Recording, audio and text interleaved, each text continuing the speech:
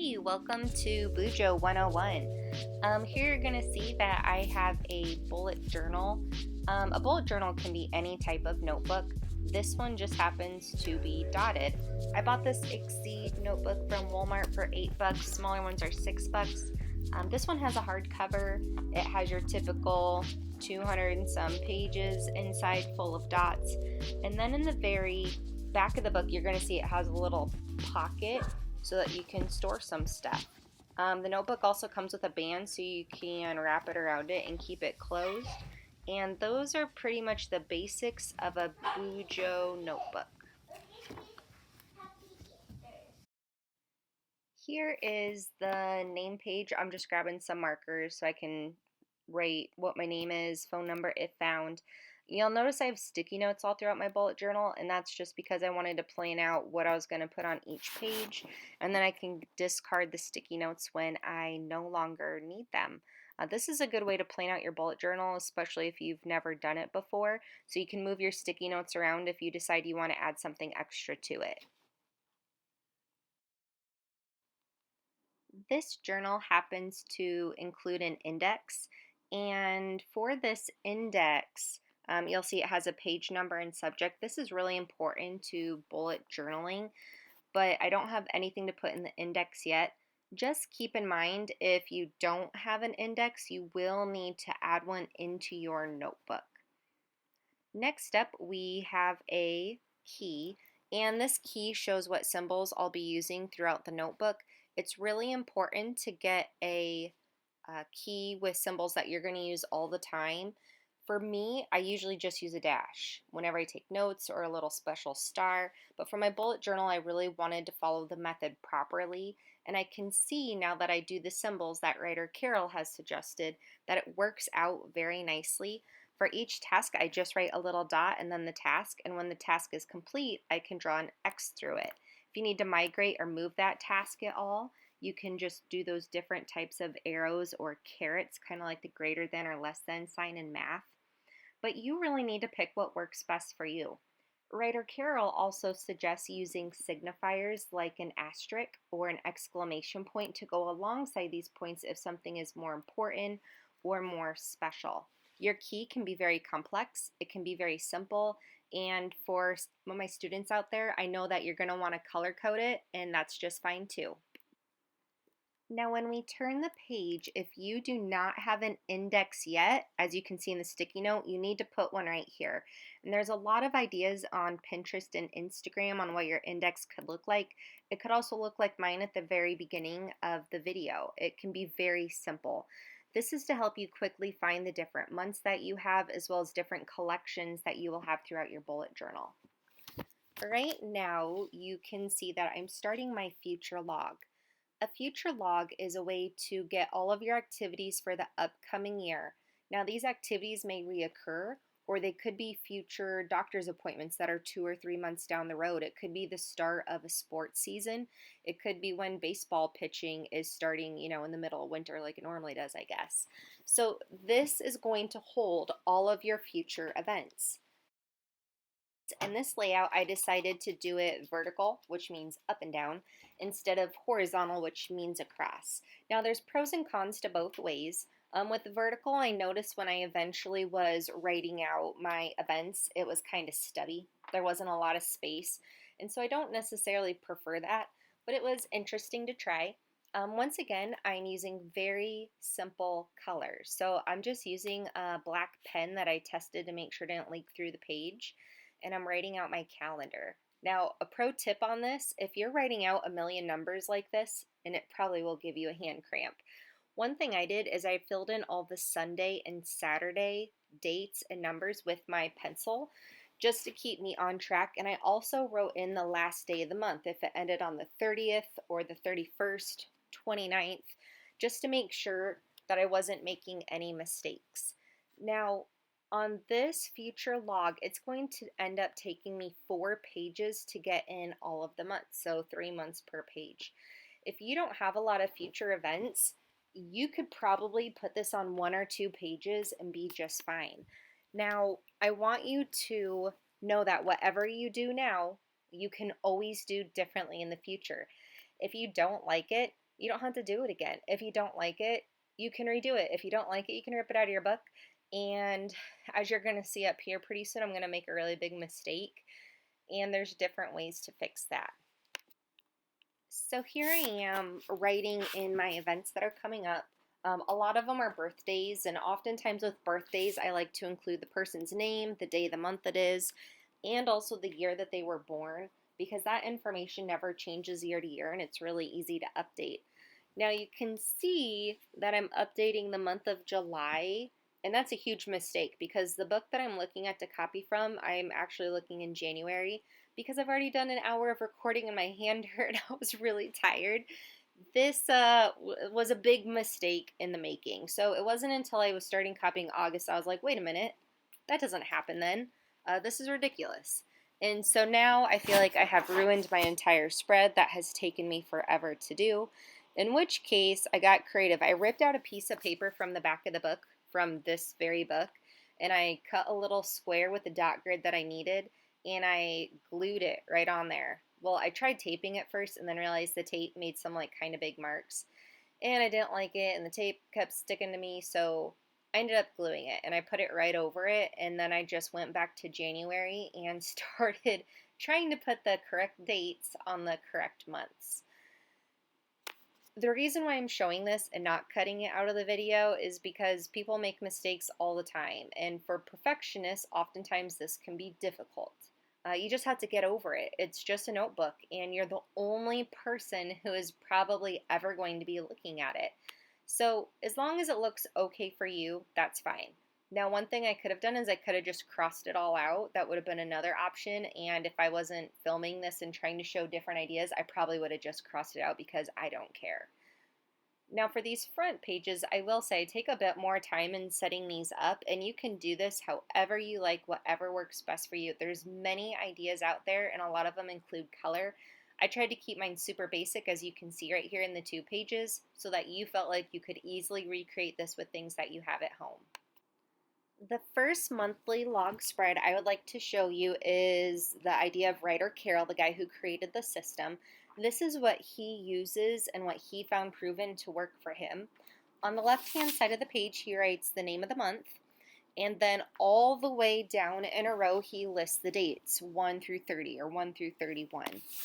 Beside that list, he also lists what day of the week it is, so it's not just a random number in his mind. He knows if it's on a weekend, if it's on a Friday.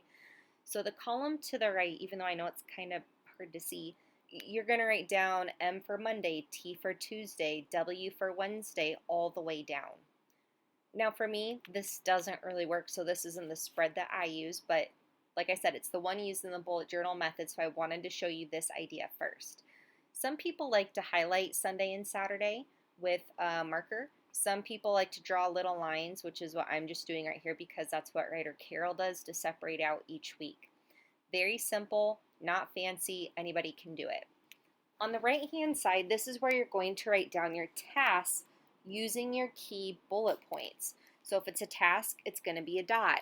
If it's an event, it's going to be an open circle or whatever it is that you decide. Once you write down your tasks, you can then transport them to the left-hand side of the page. Now, something to keep in mind is we just created our future log. So while you're writing down your April tasks, you need to look in your future log right there and record anything that's coming up in that month that needs to be on your radar. In this case, I have a birthday coming up I haven't even thought about, and so that's what really helps you keep on track. Now, I know as you're doing this, you're probably going to think, why in the world do I want to rewrite everything 10 times? There's so much science and research behind this that if you write it, if you jot it, you got it. And I can do a whole separate video on the research of that if anyone is at all interested. Otherwise, I'll just keep it short and simple. So that is monthly log number 1, the first example that you could do. Now I'm going to show you monthly log number 2. And for monthly log number 2, I wanted to do something that is maybe just as simple, but maybe a little more visually appealing. On the right-hand side, I'm doing a basic calendar. Now, this is how my brain thinks of dates, and maybe it's just from being in school forever, always looking at a Google Calendar. But this works for me, or it's one way that can work for me. And so here I've sketched out in pencil. You can see lightly everything I'm thinking about doing before I do it. Now when I actually do it, I make a lot of mistakes and I change my mind about how I like the way that it looks, and I'm constantly mixing it up, which means that what you're seeing here is rough, very, very rough. But I feel like anyone can make a calendar like this. Once again, you could use markers, you could use different drawings to put in here. I'm just doing a style that's more minimalistic, and that's something I'm drawn more towards because it's simple, it's easy on the eyes, and the whole point of this type of unplugging is to kind of clear your mind a bit. So I feel like that works in many different ways. One, just sitting down with a book in front of you. The second way is being able to do something artistic. And for someone who, I will say, I am not artistic, so someone like me, I can do this. I can draw lines and I can just do this and not think. And sometimes for me, just not thinking is really nice, especially at a time like this. So here I'm just concentrating on trying to draw lines straight. Now, drawing lines straight is a pain. And so I heard from another artist that if you turn your book sideways and just pull that pencil down towards your body, it helps you do straighter lines. And she's right. So when I try and do a straight line, I oftentimes do that. But you can use a ruler. I just don't have time for that. And if I have to use a ruler, then I don't want to bullet journal anymore.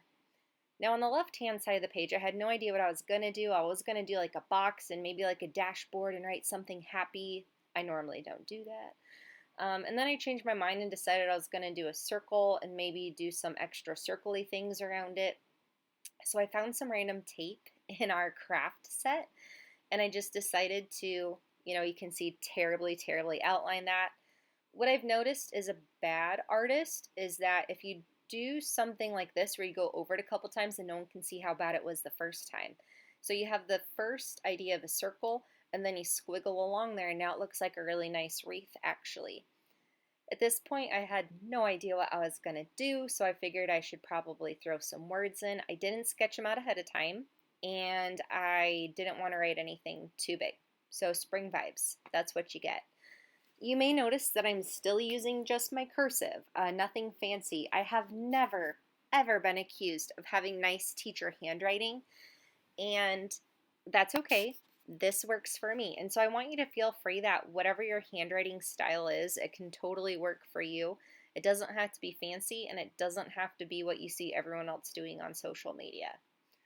At this point, I decided it was a little boring, so I added some little circle nubs to it. They're supposed to be buds.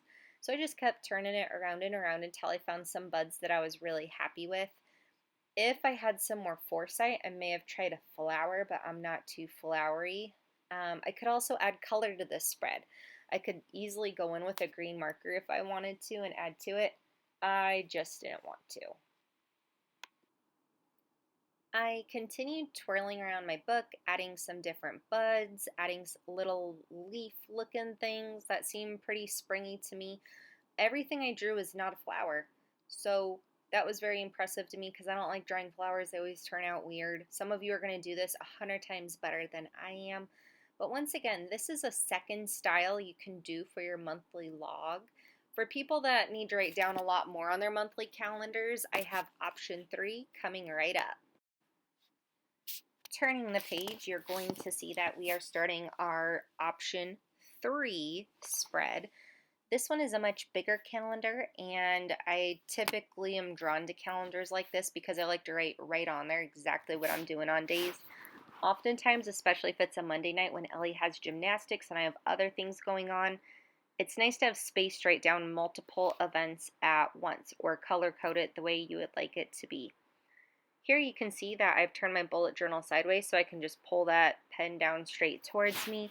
I do not draw perfect lines. I know a lot of people can get pretty close. I can't, and I'm not going to use a ruler, so this is how it's going to work for me. Now I've already looked at April to see how it was set up so I could set up my days here appropriately. And now I'm going to go in and number each of the days using my black pen. When I'm all done with this, when my pen dries and it's not going to smudge, I will erase all of my pencil marks and you can never see that they were there. Now, like I said, this is me just kind of doodling this around without maybe planning it out the best that I could have. So for my next idea, I wish I would have done it differently. And if I were to repeat this spread, I would do it differently next time, and that's a-okay. I wanted to get a little bit creative, but kind of keep with that circle theme that I liked from our last page. And so I found these glue sticks, and I found that they were the perfect size to go around for days of the week. What I wish I would have done is use this circle glue stick idea for the name April at the month, and I would have put that in the top left corner and then wrote the days of the week really tiny. But you never know until you try it. So here I am sketching out my circles. These circles turned out so terrible. My pen wouldn't trace. It kept stopping, and then I'd have to pick up again, and of course it was never in the same space. They're very, very sloppy. And so by going around it a few more times, it made it look much nicer. Here I did erase my pencil marks, and so then I had to go in and put them back in so I could see where it was that I needed to put my circles. Now you can spend a lot of time on your calendar. You don't have to spend any time at all. You can just draw lines and be done. You don't even have to, erase the lines that you don't need. You can make this an arts and crafts project if you want. You can spend a lot of time designing your own spreads, or you can be like writer Carol and just write the numbers and the days down the side and be done all at the same time.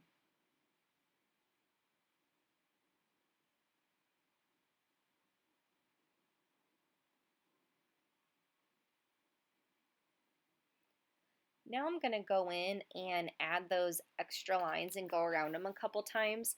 There is no exact science to this. If you can draw a sloppy circle, you can do this, which is why it works so well for me, because I'm pretty sloppy at drawing.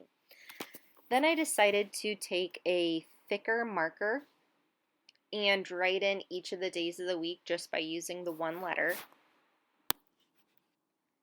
After I wrote in the letters, I thought that this looked pretty plain even for me, and so I decided to try out some paint. I deleted all those clips because you don't need this video to be 2 hours long. So what I was finally happy with was a Crayola Super Tips lime green marker, because that says spring to me, and I just kind of went around and sloppily circled all those letters, and that worked for me. Then it took me a long time to decide whether to try April, and I finally gave up, and so I just wrote it right there in the top left corner, and I thought this side might be a good place for notes. So I included a notes section. Now I could have stopped there, and I should have stopped there, but I got really excited about this green marker, and then I started drawing vines, and it got out of hand fast. So sometimes knowing when to stop is the best thing you can do, because this is gross and I wish it wouldn't have been there. What I really wanted to do is take watercolor paint and just make that whole column a green color, but it kind of made my pages a little wonky with the water, and I didn't want to mess it up for whatever was going to go on the back side of this. So looking back, I would maybe, if I was going to fix this, put some black or craft paper there and just glue it right on top, and then that would actually look much cooler. But you can do this however you like. Now we're going to talk about daily logs versus weekly logs. So first I'm going to show you what writer Carol does. He does a rapid log, which is where he simply writes down the date with numbers, and then he uses his key and makes all the notes he needs to. If one day takes a full page, that's okay. If one day is just 4 notes, that's okay, and then he keeps going. So there's never any wasted paper in his journal. He just keeps rapid logging. Now, some of you are really going to enjoy the freedom of this, that any day can be as long as it needs to or as short as it needs to. For some of you, this isn't going to be pretty and structured enough, so you're going to have to do it differently. I personally don't do this, but if it's something that you would like to try, I would recommend trying his method first before you try anything else. So I'm going to show you a couple more methods for weekly logs. For this next version, this is going to be something that's very similar to, say, a happy planner or an Erin Condren planner, where you have certain set boxes that are prescribed to a certain day. And there's many different ways, once again, you can do these layouts. You can do them vertical. You can do them horizontal. You can have room on the side like I'm doing here for different notes, or you can take up the entire page. It's whatever makes you happy, and you're not going to know until you try something and try it out for a couple weeks and then change what you don't like about it. The whole point of a bullet journal is it's supposed to keep you productive and, in my opinion, keep you happy. So if it's not making you happy or productive, you need to change what you're doing. Now, for me, an essential part of how this works out best is if there's a task column on the right-hand side where I can just jot down really fast everything I need to do and then assign it to a certain day. Now, as you see here, I like to go at the top with Monday and then go straight down that page. Monday, Tuesday, Wednesday, Thursday, start a new page. Yes, there are 8 boxes. You can do whatever you want with that last box. It's no big deal. I just throw extras. Sometimes Ellie will do a little doodle for me in my planner, and then I have a doodle for her from that week that's captured forever, which I think is pretty cute, especially when we were watching The Mandalorian on Disney Plus. She was drawing baby Yodas everywhere, and I have one of her cutest baby Yodas in my journal, and that's just something that's pretty precious to me. You could do this for a grocery list. Oh wait, you don't do groceries. You could do this for snacks you want your parents to buy you. You could do this for all the Netflix that you're going to watch that week, because let's be honest, you're watching a lot of Netflix right now. Of all the things I have drawn, this is probably the thing I'm most proud of this week. Like I said, I'm not an artist, and I very much, when I was a kid, like decorating and drawing Easter eggs, and I love coloring, and I was kind of a color snob because I never liked sharing my colors. So in this clip, you can see that I'm writing down April down in very boxy letters. Is it perfect? Nope, but it makes me happy. And then after I get that right with my pencil, I'm going over it with pen just to give it a darker outline. Once I'm done adding in the pen, I'm going to go back and erase all my marks. Now, I'm sorry, I can't speed this video up any faster. It's literally on times 20, the fastest it can be, and it just doesn't always look the nice. So please forgive me. This is like my first YouTube thing, and I'm still working on it. So once I erased all the marks, I kind of got on my phone and scrolled through Pinterest a little bit to get some ideas for Easter eggs, because once I got to the part where my April was finished, I had no idea what an Easter egg even looked like, which is ridiculous. So I jumped on my phone, typed in Easter egg coloring pages, because you know it has to be simple. If it's not simple, I can't do it. So here I had to draw in like coloring pages, for kids. And once I saw a couple designs I felt like I could draw, I just started drawing them with my pen. I felt no need to go in with a pencil because it doesn't have to be perfect. It just had to look kind of like a kid's coloring page. So I ended up being really happy with how this turned out and would probably do this again. One thing I've noticed about this process is me doing this demo journal makes me far more creative and apt to try new things versus when I just do my own personal journal. So I thought this was pretty exciting, and even Ellie came over and she was a little bit impressed with the things I had done at this point. I decided to save you about 2 hours of your life and just kind of start splicing this video everywhere.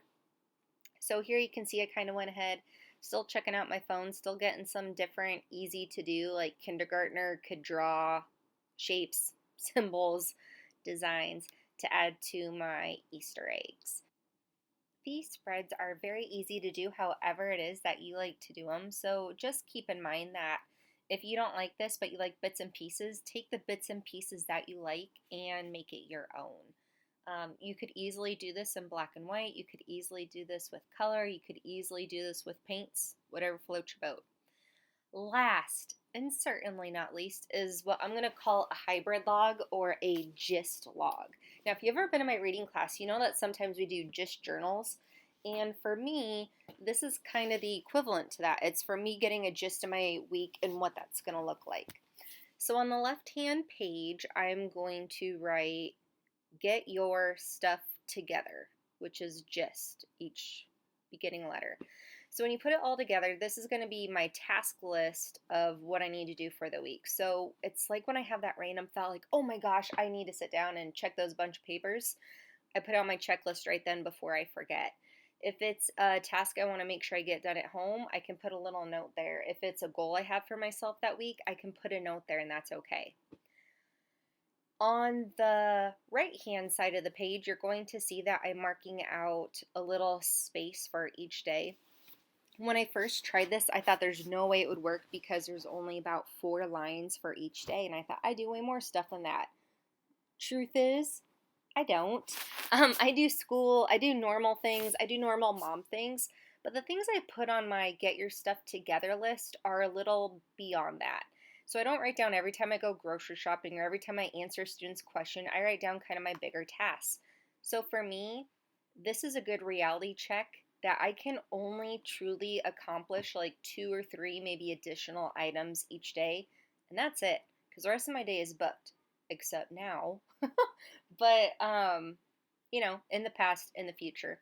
You can see on the right hand side, I was trying to kind of get through this and I smudged the paper a little bit with my hand. The ink must have got on my hand and I think I put it on the page.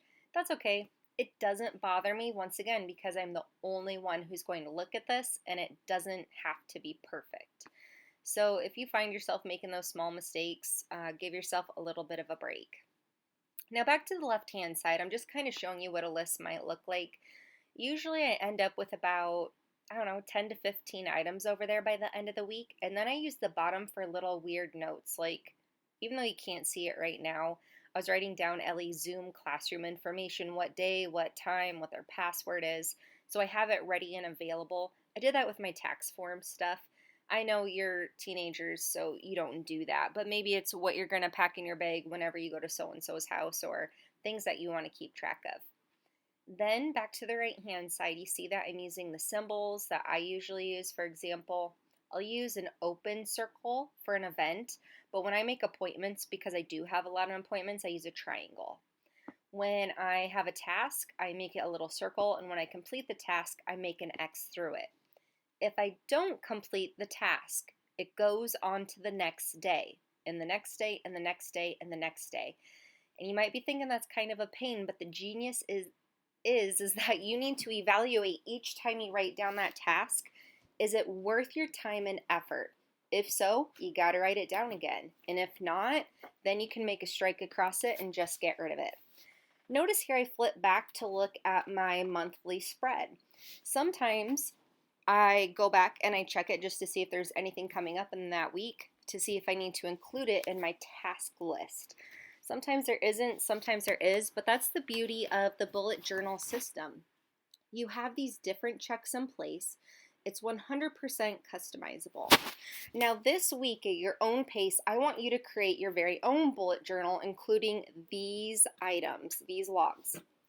You can make it look however you want, and then I'd like you to send me pictures of what you ended up with. I don't have to share the pictures with anyone else. I just kind of want to see how you're doing. Next week, I will have another video, I think, more about productivity.